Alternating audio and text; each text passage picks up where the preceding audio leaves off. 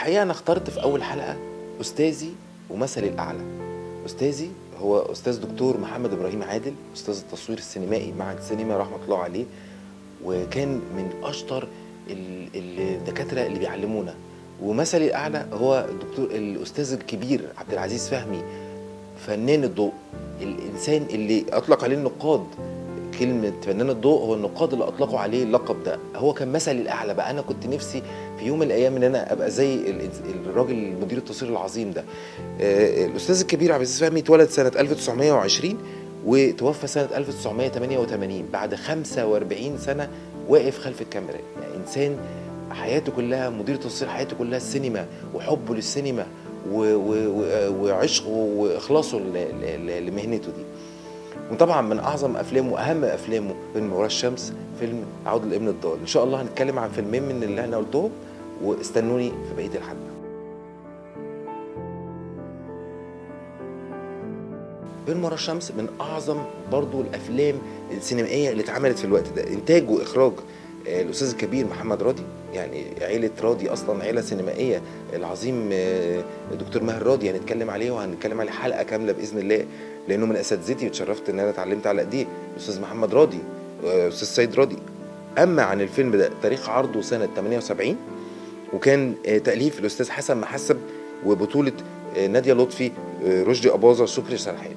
الحكايه اللي حكاها لنا بقى دكتور محمد ابراهيم عادل عن الفيلم ده، او حكايه كتير، من ضمنها انه كانوا الاستاذ الكبير صلاح مرعي لما كان بيبني ديكور السجن الحربي كانوا بيزوروه. طبعا يعني مدير التصوير بيزور المهندس الديكور، والمخرج بيروحوا له في البنى الديكور، طبيعي لانك بتطمن على الحاجات، وهتحط الاضاءه ازاي، وكان الكاميرا هنحط ازاي، الاضاءه تعلق ازاي. وكان زمان كمان الاضاءه في باساريل في الاستوديو زي دلوقتي، بس زمان كانت صعبه جدا، باساريل خشب وبيتحط وبيتركب فوق الديكور، وبيبقى مش زي دلوقتي لايت سيستم وبتتعلق من اللمبه بتطلع وبتنزل في تكنولوجي. لكن زمان يا عيني كانوا بيبنوا باساريل فوق الديكور عشان يتحط عليه رجول لللمبات.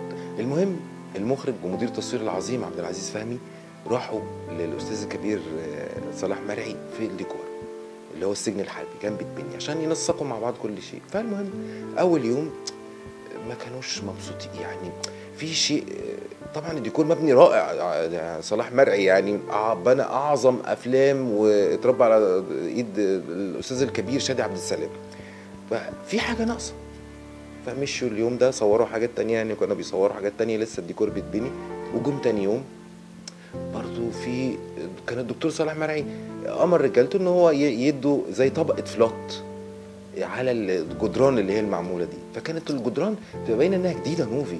هي دي يمكن الفكر او النقطه اللي هم مش قادرين يعبروا بيها ساعتها.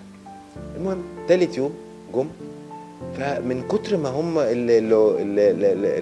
النقاشين بتوع الديكور والعمال الناس الجميله اللي بتشقى وتتعب في الشغل، من كتر ما تعبوا تقريبا حد منهم خبط الفرشه على الديكور المبني، ففي وسط في اخر الكوريدور كده، فالفلوت ده نشف، فبقى عامل زي نقط. اللي يعرف فلوت ده حاجه ماده بتلمع كده، بندهن على الحيطان عشان تلمع، فالديكور فنشف نقط كده.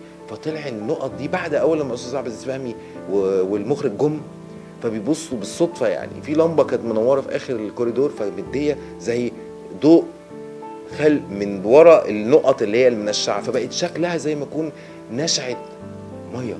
ان السجن فيه البروده، فيه احساس الرعب، في احساس ان هو مكان مقبض، ماهوش مكان مفرح، ماهوش مكان كذا. وساعتها الاستاذ الكبير عبد العزيز فهمي بقى سعيد جدا، وعمالين يهنوا بعض انهم ايوه يا استاذ صلاح احنا عايزين كده اطفال يلعبوا، او الرجاله انها تضرب على الحيطه بطش بس يا دوب كده بماده الفلوت اللي هي تنزل تبقى عامله زي نقط الميه، فبقت شكلها رهيب. وطبعا مع مدير تصوير عبد العزيز فهمي نورها، بقت شكلها اجمل واجمل.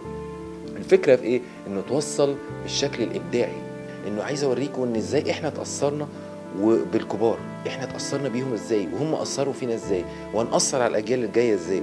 الحقيقه كان ليا الشرف ان انا عاصرت كذا جيل، فحقيقي الاجيال دي كانوا اذكياء جدا، لانه ما كانش عندهم ربع الامكانيات اللي عندنا، وبرغم ده عملوا شغل كويس جدا. فان شاء الله في الحلقات الجايه هوريكم الاجيال الجديده اتاثرت ازاي، وهديكم امثله من الاجيال الجديده، الشباب الجديده الجميله بتاعتنا، وهديكم امثله من القديم والجديد.